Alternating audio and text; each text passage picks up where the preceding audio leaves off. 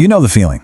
Everyone around you is just obsessed with it. The matches, the teams, the never-ending debates. They celebrate wins like they're personal victories, and they get crushed by losses. And then, well, there's you. You watch for a few minutes and nothing. If you've ever had that quiet thought, why does everyone care so much about this and why don't I? Then you're in exactly the right place. Turns out there's a really fascinating reason why your mind might work this way. This hits the nail on the head, doesn't it? It's that feeling exactly. It's the subtle, quiet sense that you're just a little disconnected while everyone else is perfectly in sync. It's not necessarily a bad feeling, just different.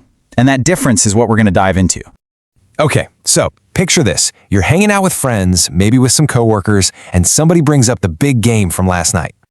And just like that, the whole room just comes alive. You see people leaning in, they're analyzing plays, passionately arguing about different strategies, and they talk about their team with this deep personal sense of identity.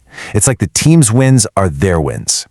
The energy is so intense, right? It's excited and it's deeply communal. You can feel this incredible sense of a shared experience of belonging that just fills the whole space.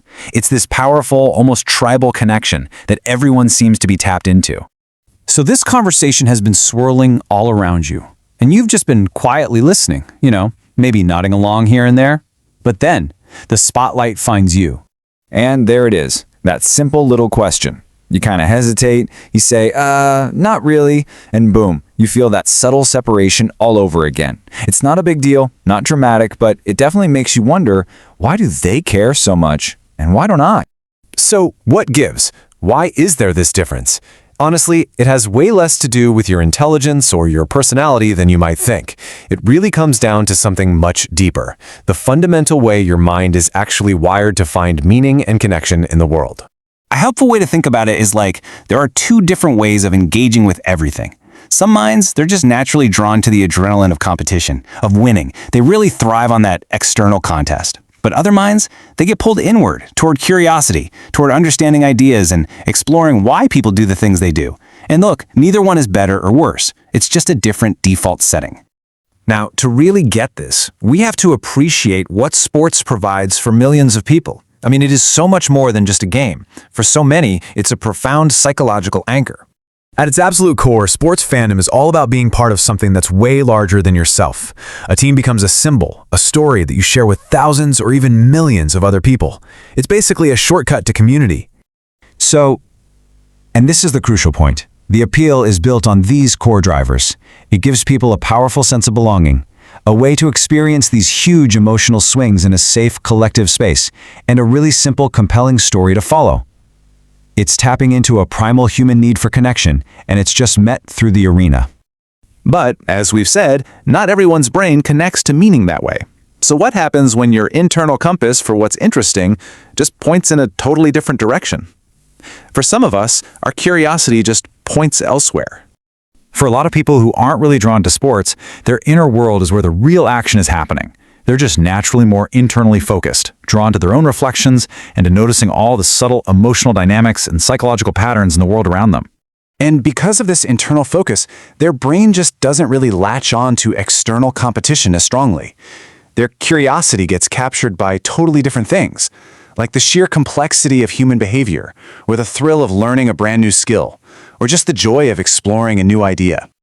So, take a second and think about that, honestly.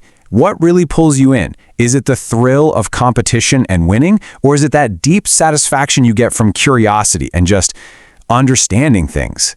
There's no right answer here, but knowing your own wiring is everything. Look, society often treats sports fandom like it's a universal language, and if you don't speak it, it's easy to feel pressured to just fake it. But the truth is, your passion isn't missing, it just lives somewhere else. Let's just state this directly because this is so important. A lack of interest in sports is absolutely not a lack of passion. It just means your passion has found a different home, a different arena to play in. And those arenas can be incredibly diverse, right? Your passion might be for technology, for music, for understanding the human mind, or for building something totally new. And those pursuits, they require every single bit as much energy, dedication, and enthusiasm. At the end of the day, every human mind is seeking engagement. Some people chase the thrill of competition in a loud stadium crowd. Others chase the thrill of discovery in a quiet conversation or a complex problem. Neither path is more valid than the other. It's just a different way of feeling alive. So I'll ask you this. What conversations make you feel totally energized? What are the ideas that make you completely lose track of time? Because those are the things your brain was naturally designed to care about. That's your arena. So the next time you feel like the outsider in a sports conversation, just remember this. Your mind isn't missing something, it's just focused on something else. And, sometimes the most interesting thing about a person isn't what they follow along with the crowd, but what absolutely fascinates them when the crowd is gone.